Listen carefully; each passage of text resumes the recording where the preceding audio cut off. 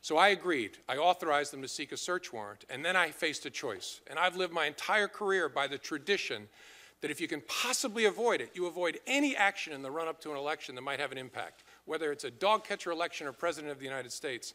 But I sat there that morning, and I could not see a door labeled "No Action Here." I could see two doors, and they were both actions. One was labeled "Speak," the other was labeled "Conceal." Because here's how I thought about it. I'm not trying to talk you into this, but I want you to know my thinking.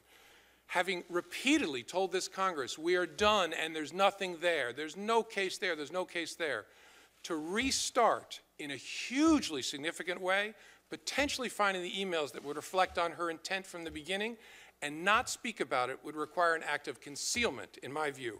And so I stared at Speak and Conceal. Speak would be really bad. There's an election in 11 days. Lordy, that would be really bad. Concealing, in my view, would be catastrophic.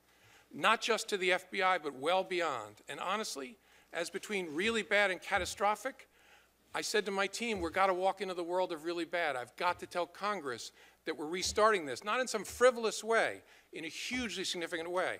And the team also told me, we cannot finish this work before the election. And then they worked night after night after night, and they found thousands of new emails. They found classified information on Anthony Weiner. Somehow, her emails are being forwarded to Anthony Weiner, including classified information by her assistant, Huma Abedin. And so they found thousands of new emails, and then called me the Saturday night before the election and said, thanks to the wizardry of our technology, we've only had to personally read 6,000. We think we can finish tomorrow morning, Sunday. And so I met with them. And they said, we found a lot of new stuff.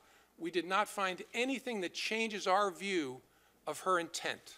So we're in the same place we were in July. It hasn't changed our view. And I asked them lots of questions. And I said, okay, if that's where you are, then I also have to tell Congress that we're done. Look, this was terrible. It makes me mildly nauseous to think that we might have had some impact on the election.